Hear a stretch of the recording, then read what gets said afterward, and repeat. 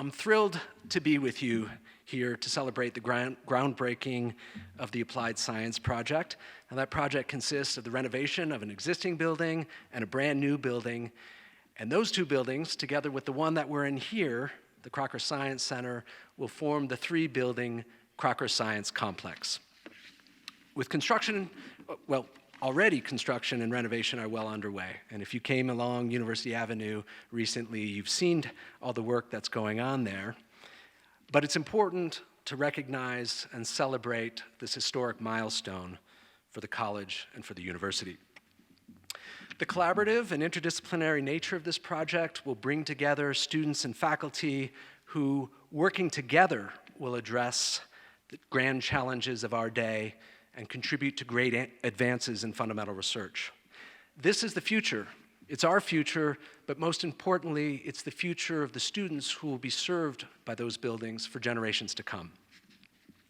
Already, the collaboration has catalyzed much deeper connections than I could have ever anticipated, most significantly in the merger of the College of Mines and Earth Sciences and the College of Science.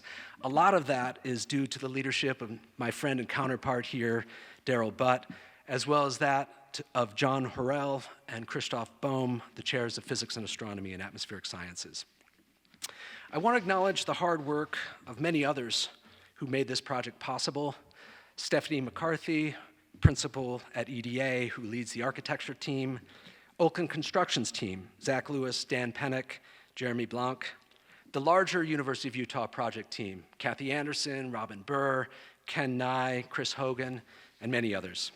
And last but not least, I owe a debt of gratitude to College of Science Facilities Director Jim Muller and his team. I certainly appreciate everyone's hard work.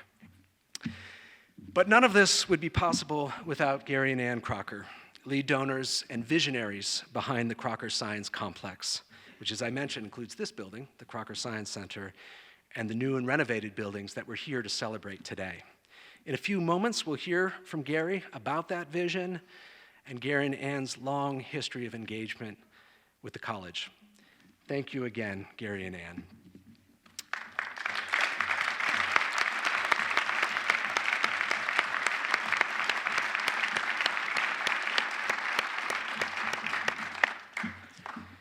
I want to thank the state of Utah, who contributed what is still the largest single appropriation for a state higher education building, ensuring that Utah will remain competitive in cultivating world-class scientific talent to fuel the booming STEM economy.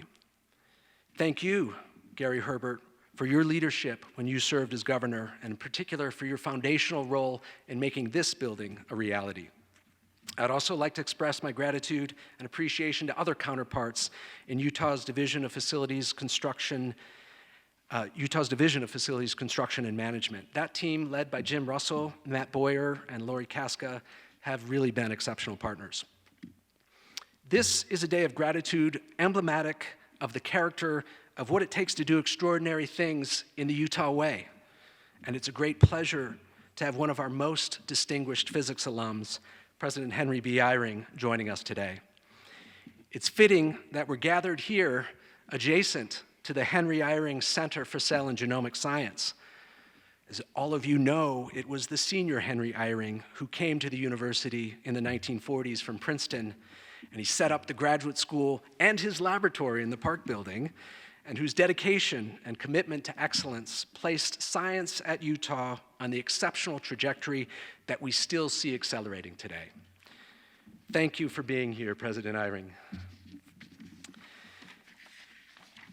And last, I want to thank University of Utah President Taylor Randall for committing his vision to elevating the University of Utah to a top 10 public institution with unsurpassed societal impact. You know, in my more than 20 years here at the U, I've never sensed a time of greater optimism and greater opportunity. And maybe no more so than at this very moment, in this room, on this occasion, with all of you. The Crocker Science Complex and the people that will inhabit it, especially the students in those three buildings, will usher in a new chapter of opportunity for the college, for the university, and for the citizens of the state of Utah that we serve. So with that, I think I'll turn the time over to President Randall and welcome the remaining speakers to the podium in the order that they appear on the program. Thank you.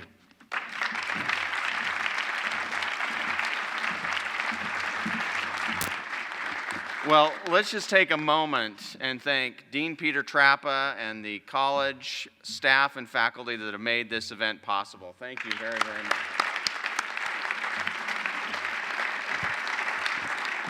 Let me just say, it is so easy to get behind such an energetic and visionary dean, and this is truly an amazing moment for the College of Science. Welcome, everyone. It's fantastic to see all of you here today. I also need to offer some thank yous, similar to Peter. First of all, I do want to thank Gary and Ann Crocker. Without their generosity, we would not be here today. May I take a moment, though, to also say something a little bit more personal. I've watched Gary. He hasn't known this from afar. I'm not stalking him, but I have watched him from afar. I've watched his career. When I started my career in business, he was running a very successful biotechnology company. He ended up selling that. A good friend of mine was his controller. You probably don't know this, but you made him wealthy. He's been great. Buys me lunch once a week. But anyway, but he is not only an incredible visionary entrepreneur and an incredible CEO, he actually knows what science does for society. He is one of those few people that can understand what goes on in a lab, see its application, and then move it forward. If you think about what he's doing right now, what he and Ann are doing right now for this college, it's not just this complex, but he's asked us to grow this college, and we're going to try to double the size. If you didn't know that, you're hearing it first now. But Peter said that was okay to say. Anyway, we're going to double the size of this place because we need more science-based, science-trained individuals in our society. And so he helped us launch what's called the Science Research Initiative. Many of our faculty are here today. What a unique opportunity as a freshman. Imagine as a freshman not having to wander around and figure out what you want to do, but if you know you love science, immediately you go into a lab and be able to work with trained scientists and learn your trade from the very beginning. It is the passion that we are trying to engender in our students. So not only have they helped us with buildings, but they are helping us inspire our students and our people. So thank you very, very much, Ann and Gary.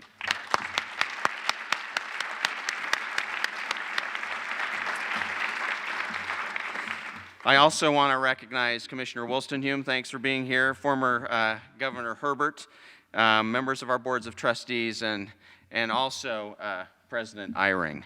My father wandered these halls of the College of Science, graduated in chemistry many, many years ago, and did not have Hal, but had Henry EYRING's brother Ted as a faculty member, and certainly remembers him. I actually called him today. I said, "What was your grade?" He said it was too tough a class. I'm not going to tell you. So anyway, but he graduated. Well, we're here to celebrate the groundbreaking and I guess the progress of this incredible new applied science complex. As you know, the state of Utah is growing. We need to expand. Peter has already mentioned the incredible donation and vision of our legislature in giving $64.8 million in funding. In total, this is a $93.4 million project. We're also renovating the historic William Stewart building. How many of you here went to grade school in the William Stewart building? Okay, so that is a story also only known to my father. So he cannot, but he evidently wandered up from Douglas Street and had 1 through 6, or kindergarten through 6th grade there. Now it will host many a budding scientist. As you know, as all these buildings get combined together, they will become known as the Crocker Science Center, named after Gary and Ann. The spaces will house the Department of Physics and Astronomy, Department of Atmospheric Sciences, and the new Wilkes Center for Climate Science and Policy. That is really remarkable. Let me brag a little bit about this college, though. Last year alone, secured nearly $13.1 million in external research funding, taught 5,721 students, enrolled 283 undergraduate majors, employed 39 tenure-track faculty, and 101 graduate students. And they probably sold popcorn at the football games as well. They did a little bit of everything for us. We appreciate that.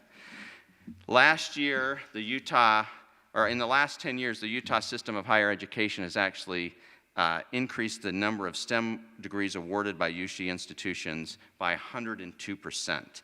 The University of Utah is a 52% supplier of that big growth, and we want to continue to lead that growth as we go into the future. This new complex will result in a 56% increase in our experimental and computing labs, and will get the students ready to be part of our modern workforce. In sum, I want to thank everyone who's made this complex possible. It's taken a lot of hard work, a lot of visits, a lot of planning. Peter mentioned some thank yous to a lot of people that are at the ground floor making this all happen. It's an exciting day for all of us, and we're excited to see this college flourish.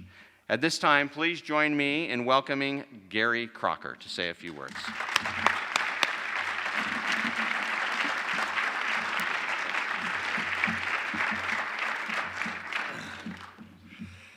Well, I want you to know how grateful Ann and I are to be able to work with leadership like Taylor and Peter TRAPA, who make a difference, who have visions, and not only visions, but the energy to make things happen.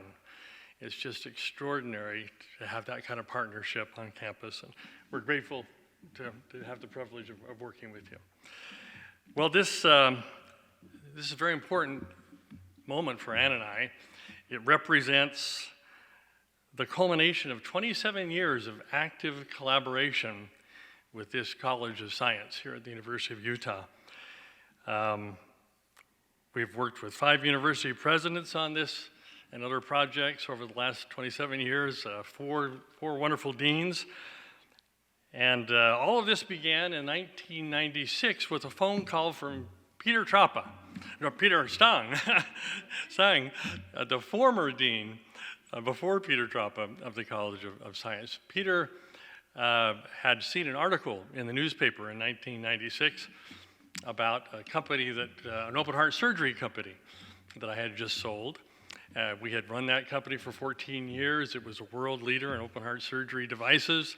It leveraged off solutions and balloon catheters that allowed the heart muscle to be preserved during open heart surgery so the patient recovered faster. And it leveraged off some fundamental science that came out of the University of Utah here. And so Peter saw that article and called up and said, hey, I'd like to talk to you about the College of Science. I want you to know how grateful Ann and I are for that phone call. This was 27 years ago when I was serving about that time on the university's board of trustees, and Ann and I were actively looking for a collaboration opportunity with the University of Utah. And what better opportunity could there have been than to partner with the literal gem of the university's colleges, this College of Science, which not incidentally was the college from which many of my employees at Research Medical and many subsequent firms had gained their educations. Subsequent to that initial life science firm in Utah, Research Medical, Ann and I have been directly involved in the funding, the management, and the founding of several other life science firms which were and are here in Utah, and some of which are in our old stomping grounds back in Boston and Cambridge. Those which we have not yet sold include Merrimack Pharmaceuticals, which just received FDA approval for a new nanoliposomal cancer drug for pancreatic cancer, the first new pancreatic cancer drug in many, many years. Nexus Spine here in Draper is defining and redefining old concepts of spinal fusion that badly need to be updated. Tel Bio Diagnostics, a circulating tumor cell diagnostic cancer test firm back in Boston. And finally, in collaboration with our good friend and a remarkable scientist and clinician, Dr. Randy Olson here at the Moran Eye Center, we've recently launched a new firm, TM Clear, a neuroprotection and glaucoma drug company.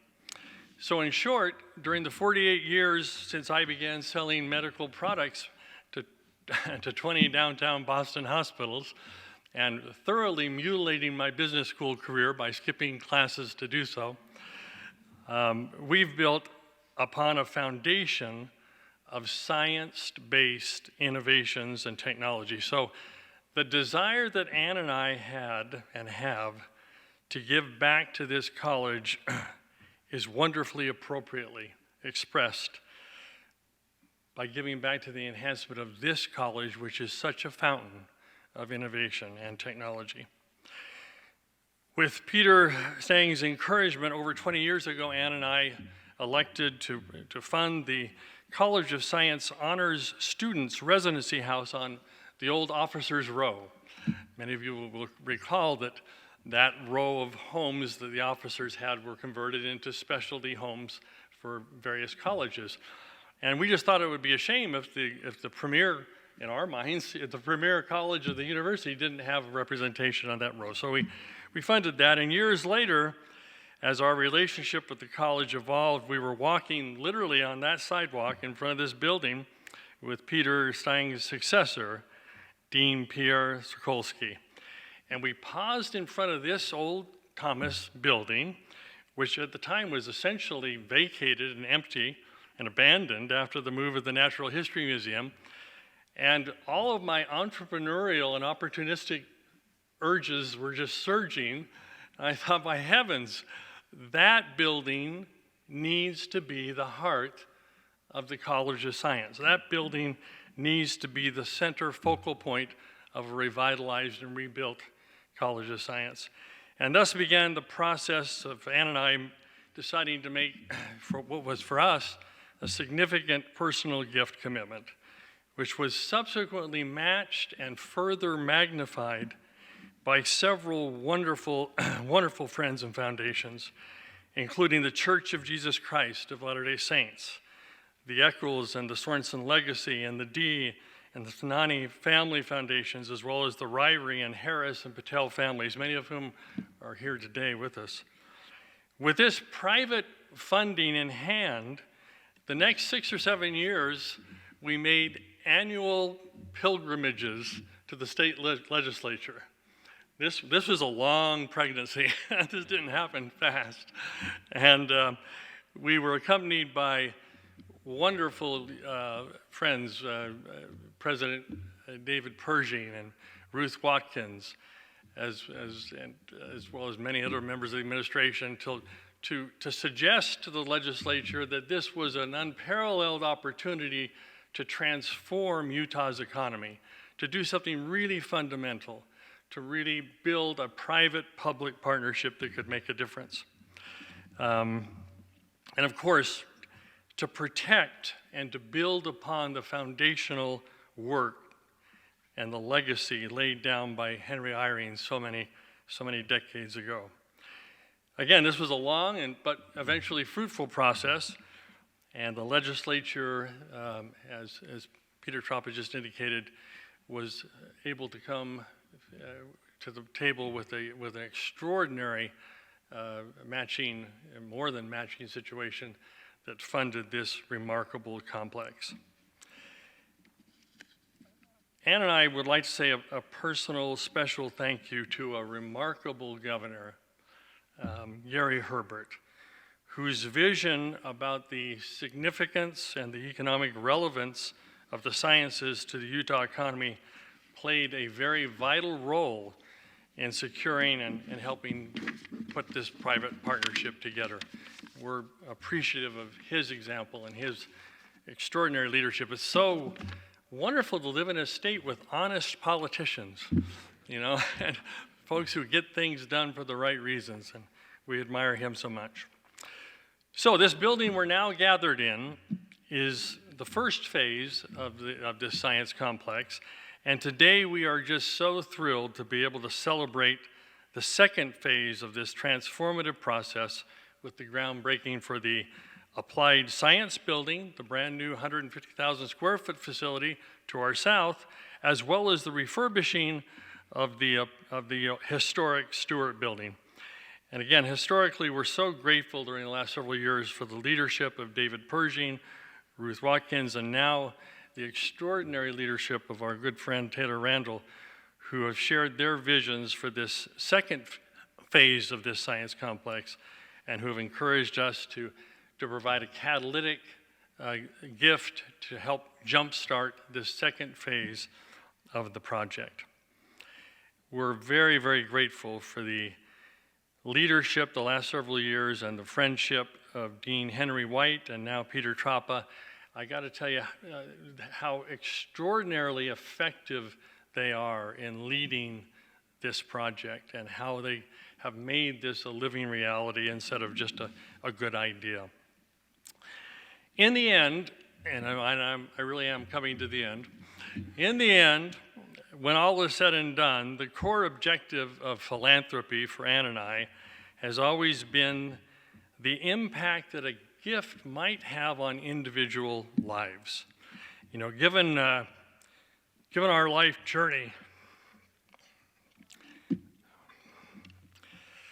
excuse me, Ann and I know very personally that the College of Science is the pivotal portal in this state through which students wishing to enter the sciences and science-based professions must pass.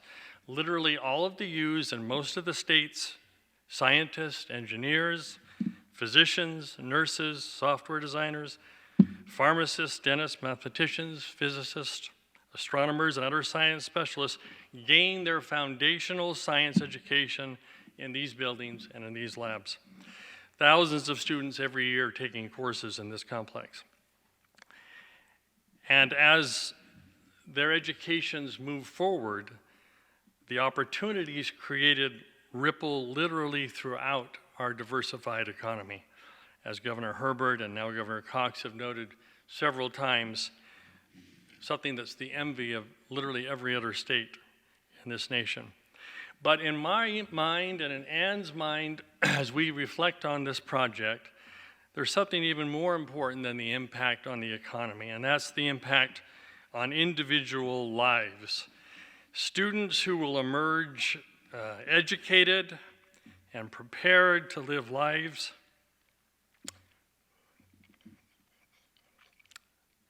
of meaning and dignity, able to make really fundamental contributions to their society in which they live, to raise families, and to build their lives with purpose. Ann and I have seen this virtuous cycle many times in our own lives. Science leading to commercial innovation, leading to wonderful jobs, and to better communities. We love the words of C.S. Lewis, who suggested, and I'm quoting roughly, that it's a very, very serious thing to live in a society of potential gods and goddesses. Or if you prefer to secularize that a little bit, it's a serious thing to live in a society in which people have remarkable and quasi-divine potentials. And Ann and I are so grateful for the small role that we have and the opportunity that we have to assist others to maximize their journeys through life. And we hope sincerely, and I'm going to now do just a blatant commercial pitch. We hope sincerely that everyone present will consider the possibility of helping to further complete the funding of this really state-altering project and help complete the funding of this remarkable new Applied Sciences Center.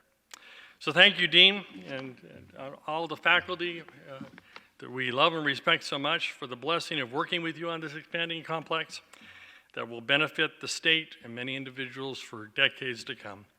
Ann and I are honored to have our names associated with this world-class College of Science, the best in the Pac-12.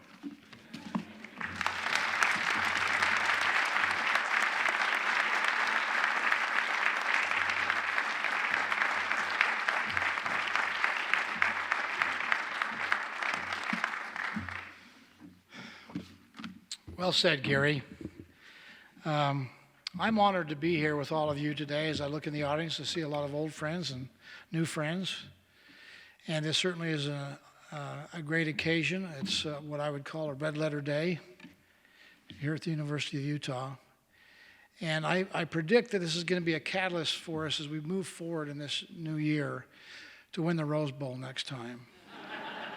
So I appreciate the invitation to come here, Gary, and the powers that be. In fact, as an ex-governor, I'm excited about being invited anywhere anymore. So it's great to be with all of you today. Sitting here thinking about what's been said, and I reminded myself of my first inaugural address.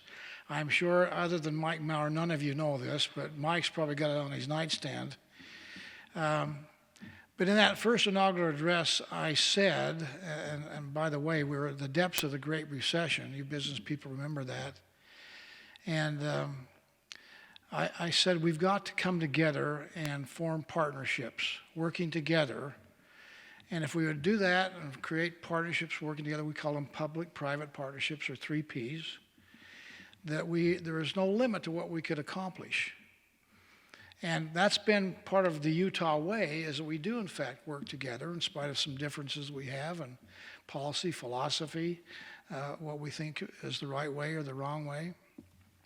But generally speaking, we come together. In fact, the U.S. Chamber of Commerce once named Utah the most enterprising state in America.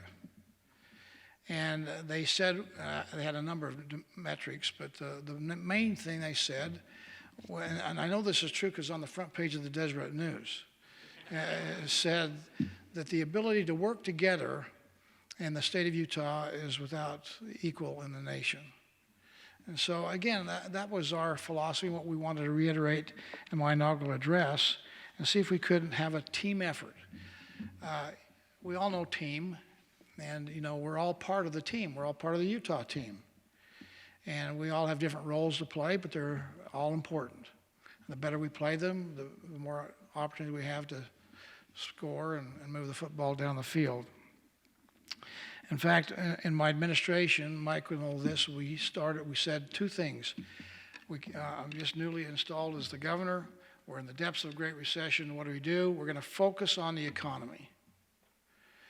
And we called a meeting of all our cabinet members and senior staff, and we said 2 things. 1, it is a team effort. We're going to work together to find a way to focus on the economy. That's where we need to focus. And the second thing we said, you can't use the R word anymore. I won't mention what the R word is because I don't want us to go into it. It becomes self-fulfilling prophecy. So we changed kind of the mindset of what we were doing, and we said we're going to focus on where we can grow the economy, diversify the economy so we don't have all of our economic eggs in one basket, but focus on what we called the STEM programs educationally. We wanted to have a labor force that was not only nice to be involved with, bring your business, start your business here, got a nice labor force. We wanted them to say, you have to be, you need to be in Utah because they have such a great labor force. And hence the discussion we had on STEM, science, technology, engineering, and math. Why? Because that's the sector of the economy that was healthy, that was growing, expanding. And we have a unique labor force, the youngest in the nation, and we happen to be very high-tech savvy, and we happen to be bilingual.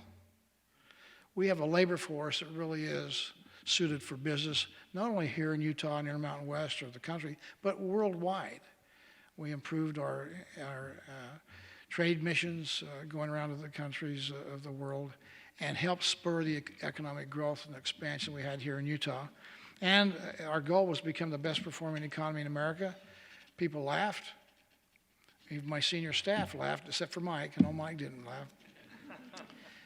Because we're just a smaller state nestled at the foot of the Rocky Mountains, and you're going to become the #1 best performing economy in America. We said if we work together, we can do it. Focus on STEM, we can do it.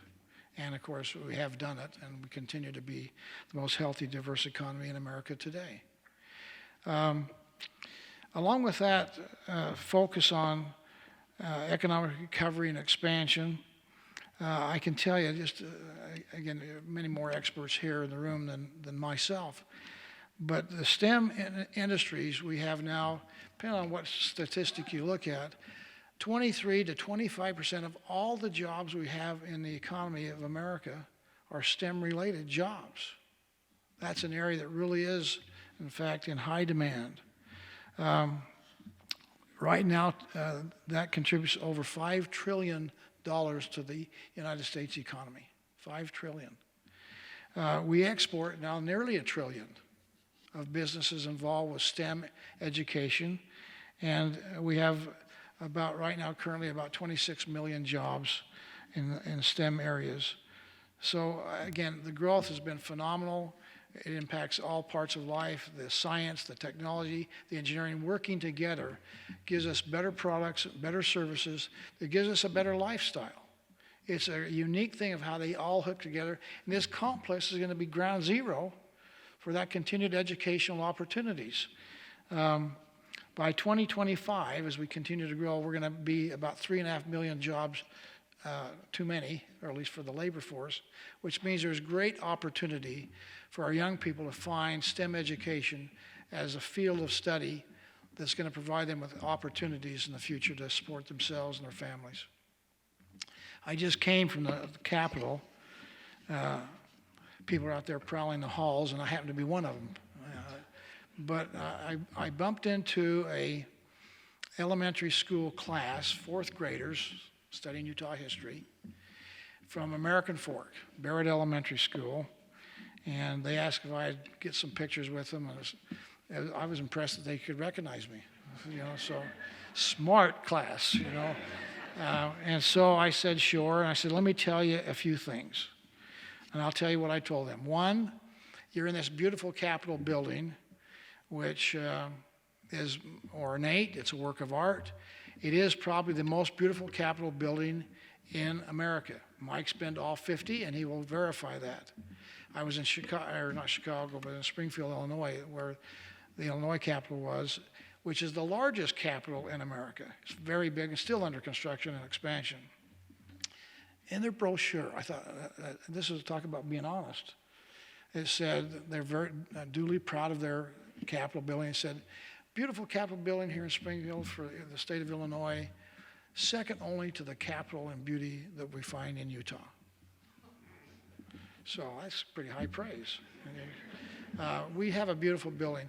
Our founding fathers, 110 years ago, we were one of only 2 states that didn't have a Capitol. And so we ought to have a government center, and so they decided to do one. The objection came about, we're just a small state, less than 300,000 people, and you're going to build this big, gigantic, ornate Capitol building. So there was a little pushback.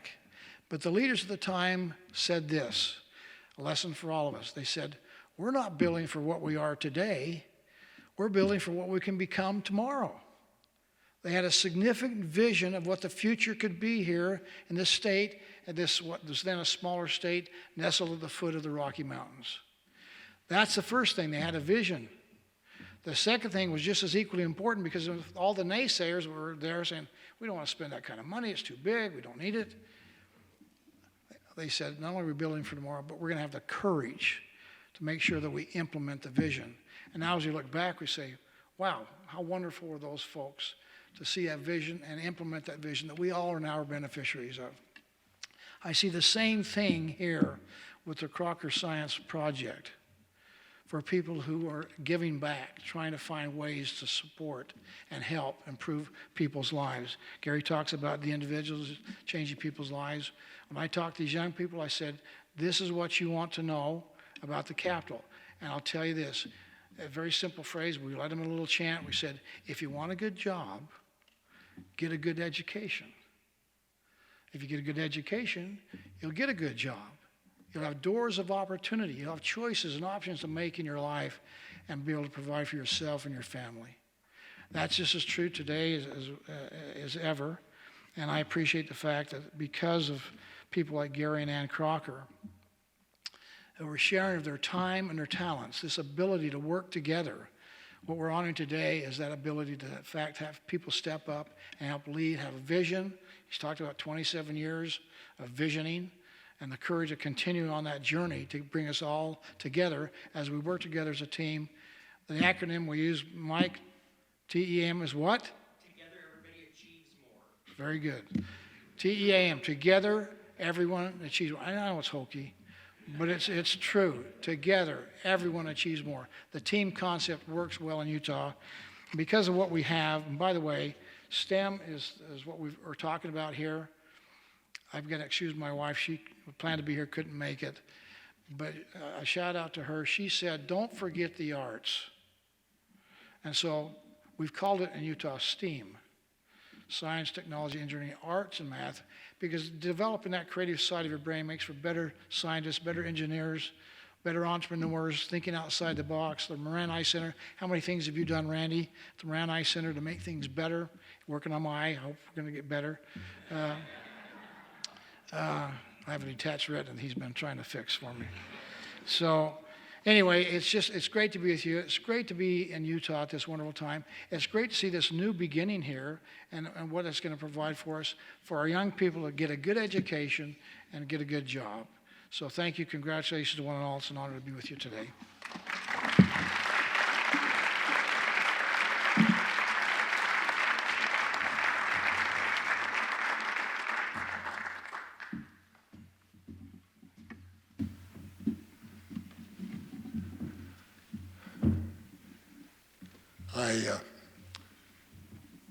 I've appreciated everything that's been said, and everything that I was going to say was now been said.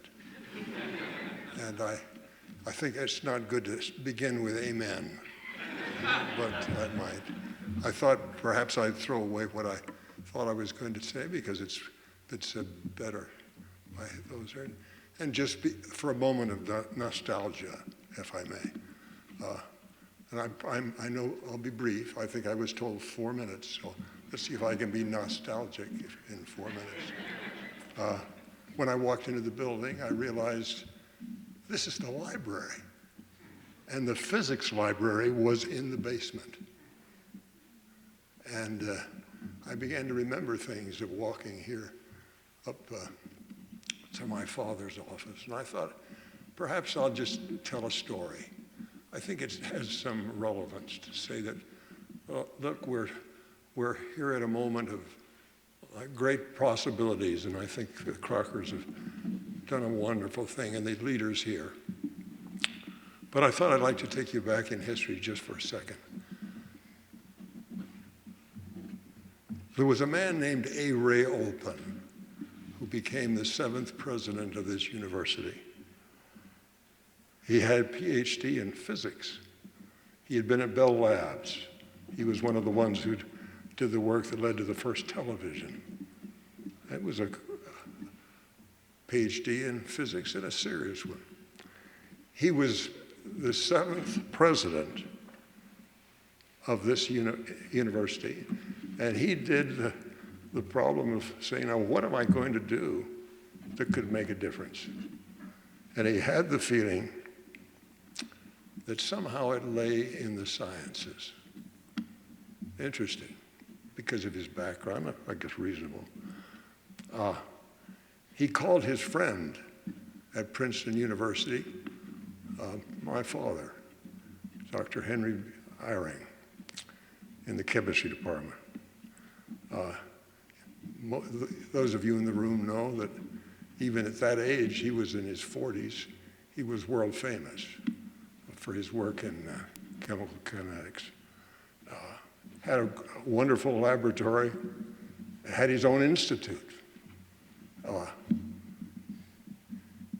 And A. Ray Olpen asked him, would he come and be the first dean of the graduate school at the University of Utah?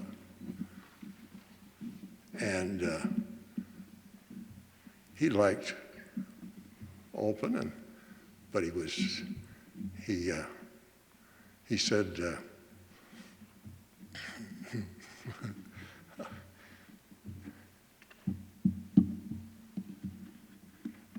Dad thought about it and said to his wife, Mildred, who had been a professor, by the way, before he met her at this university. And he said, well, what do you think about that offer? And she said, well, you make your mind up. And he said, fine. And he went and called, I guess in those days, who knows how you got in touch with President Olpen and said, yeah, we're not coming.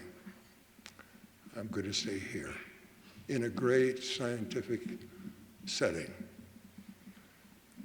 And he came home. I was there that night, so I'm an eyewitness. He came home that night, and my wife, my mother, at the dinner table said, "Well, Henry, what did you tell him?" And he said, I told him that we're not going. She didn't say a word. I was at the table. She left the table and walked back to her bedroom and came back with an envelope sealed with his name on it, handed it to him. And he began to try to open it.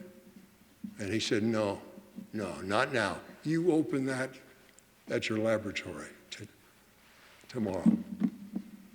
I wish I had that letter, because apparently it began, "Henry, you liar.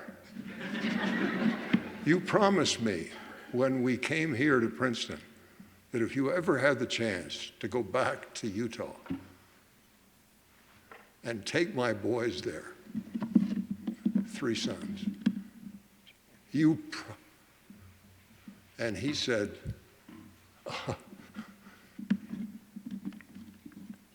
when he read the letter, I said, Henry, you liar. And he said to her, "Mildred," I was there for this too. "Mildred, why didn't you tell me?" And she said, "You're supposed to remember that 16 years before he promised if he ever had a chance to go back." Now, the reason I say that is a number of you know something about Dad and you admire him, but I thought I'd tell you about him as a person. He said for my wife and children, now who knows? He was nominated for the Nobel Prize 4 times. My guess is, he was at a place in his career where that was sacrifice. But he made it, and he came here. And the friends of his, world-famous friends, said, "Henry, you're not going there. You can't go out in the desert. There's no culture there." And he said, apparently, "Culture is where I hang my hat." And he came here. There was no graduate school. Again, I have to be careful. There are probably some people here who know that there was pretty good science, but nothing like what you now are seeing and what's going to happen. But he came. And I now know, I can tell you what he meant by culture. He didn't mean culture, the arts. He meant the culture of science. That's what he meant. It's where I hang my hat. And he then did what we're now going to be magnifying, and that is that he had an office in the Park Building. He was supposed to be the dean of the graduate school. The whole office was filled with blackboards. Students, graduate students. He taught undergraduate,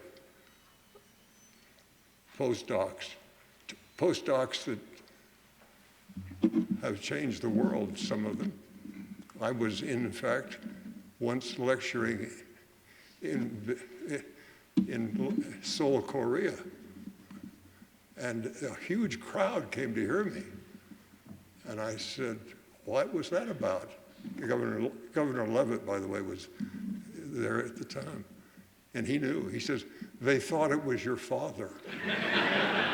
Because his lab was just staffed by Koreans who then went and changed science in Korea. You could tell the same story of others apart. So the things that you're hearing about, the idea of an influence going out. And the influence was for exactly what the concept here is, involving many people with you and having confidence in them and building them. And there's people here in the room who know what happened, and that is this has become and will become a great science center. One other bit of a history that you have to know that I'll be done in a minute. My 4 minutes are gone. Henry EYRING was at the Kaiser Wilhelm Institute as a very young man, as a postdoc. Who else was there at the time? Well, it's now called the Max Planck Institute. Einstein had been there, Heisenberg. The names, in fact, I don't know my history well enough to tell you. They were all there today at the same time. They used to run a barge out of, and all together, you know, for relaxing. And the story is, if that barge had gone down, science would have stopped because of who was there. And it was the associations of drawing together people who did great science and became influences across the world and for the history of science.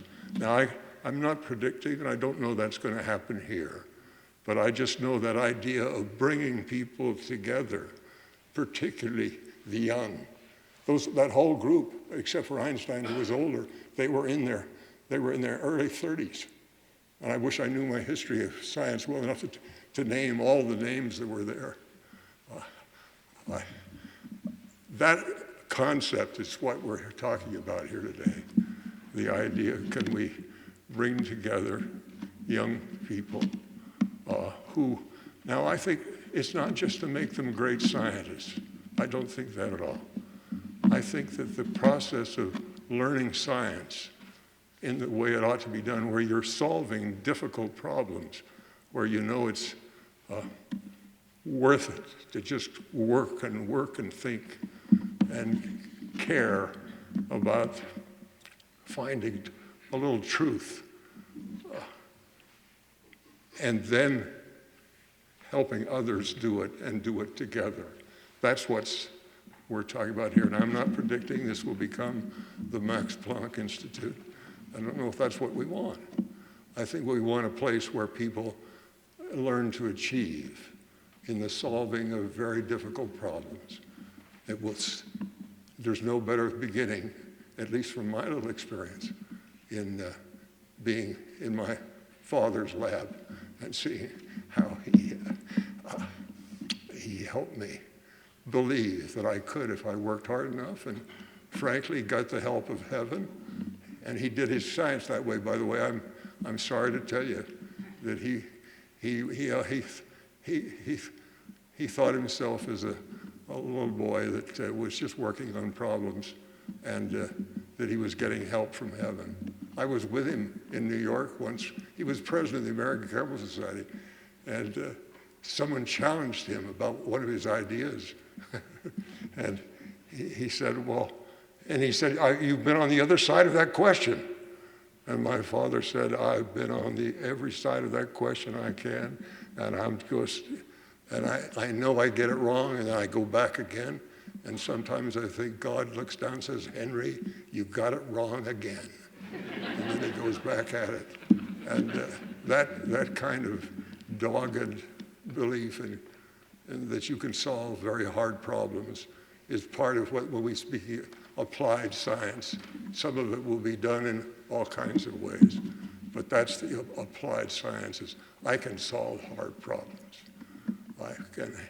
And you may not have a belief that God is helping, but I'll tell you this, he'd like to, and he did for my father. And I'm just grateful to be here, and I guess I'm here because of him.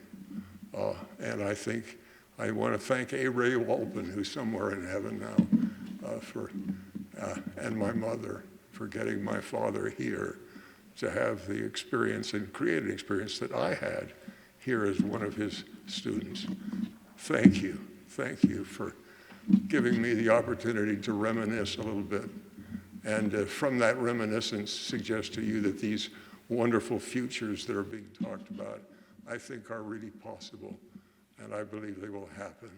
Thank you for letting me be here for this moment in the history of a great university and a great science center. Thank you.